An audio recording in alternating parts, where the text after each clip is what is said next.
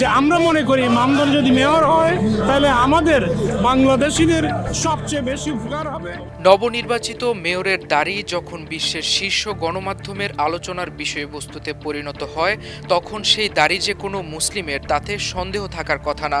এবার এমন ঘটনার উদাহরণ হলেন বিশ্বকে তাক লাগিয়ে নিউ ইয়র্কের প্রথম মুসলিম মেয়র নির্বাচিত হওয়া জোহরান মামদানি। বৃহস্পতিবার মামদানির দাড়ি স্থান পেয়েছে প্রভাবশালী মার্কিন গণমাধ্যম নিউ ইয়র্ক টাইমসে। গত মঙ্গলবার অনুষ্ঠিত নির্বাচনে বিজয়ের মাধ্যমে নিউ ইয়র্কের মেয়র হন এই তরুণ। তবে নির্বাচনী দৌড়ে নামার পর তাকে প্রেসিডেন্ট ডোনাল্ড ট্রাম্প সহ প্রভাবশালী মার্কিন নেতাদের ব্যাপক সমালোচনা ও বিরোধিতার মুখে পড়তে হয়। এর মূল কারণ তার মুসলিম পরিচয় ও সোশ্যালিস্ট ডেমোক্রেট হওয়া। এমনকি জয়লাভের পরও তাকে সমালোচনা করে কোণঠাসা করতে ছাড়েননি ট্রাম্প। মুসলিম পরিচয় নিয়ে বিরোধীরা এখনও তাকে খোঁটা দিতে বাদ রাখছেন না। মামদানির প্রতিদ্বন্দ্বী অ্যান্ড্রু কুয়োমোর সমর্থকেরা এই দাড়িকে ঘিরেই তৈরি করেছিল নেগেটিভ কৌশল। একটি প্রচারণায় মামদানির ছবিকে এমনভাবে উপস্থাপন করা হয়েছিল যাতে তার দাড়ি আরও ঘন ও কালো দেখায়, যেন তাকে হুমকিস্বরূপ দেখানো যায়।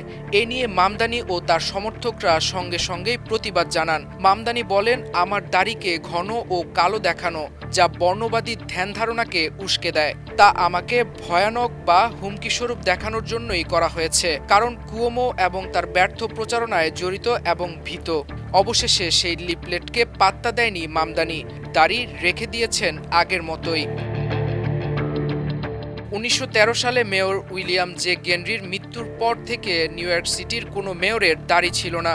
এরপর ডেভিড ডিনকিন্সের গোঁফ ছাড়া সব মেয়রই ছিলেন একেবারে ক্লিন শেভ, গোঁফবিহীন ও দাড়িবিহীন। গত মঙ্গলবার নিউ ইয়র্ক মেয়র নির্বাচনে এই ধারাবাহিকতা বদলে দিলেন আফ্রিকায় জন্মগ্রহণকারী মুসলিম মামদানি।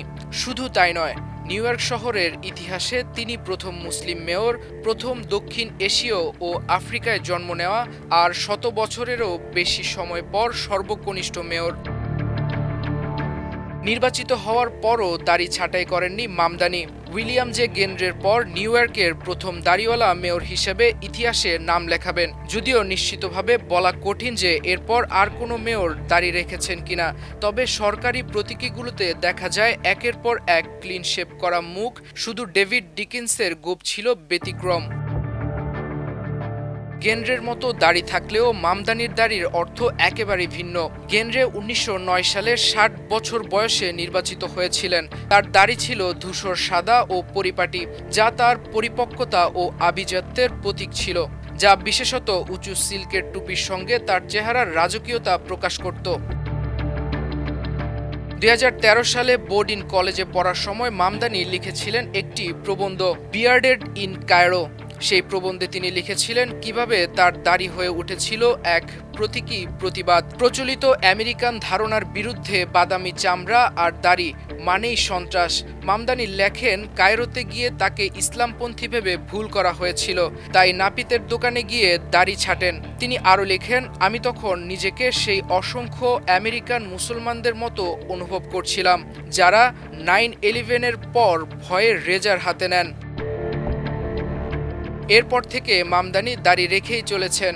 শুধু একবার 2022 সালে গোঁফ রেখেছিলেন কিছুদিনের জন্য, কিন্তু পুরোপুরি দাড়ি কাটেননি কখনো। এই দাড়ি যেন তার রাজনৈতিক পরিচয়ের অংশ হয়ে গেছে। শতাব্দীর পর নিউ ইয়র্কে আবার দেখা যাচ্ছে এক দাড়িওয়ালা মেয়র। এই দাড়ি এখন কেবল চেহারা সুন্দর নয়, এটা এক প্রতিবাদী প্রতীক। হয়তো একদিন ইতিহাস লিখবে, মামদানির দাড়ি শুধু তার মুখেই নয়, পুরো নিউ ইয়র্কের রাজনীতির চেহারায় এনেছিল নতুন রূপ। নাইমুল ইসলাম, আমার দেশ।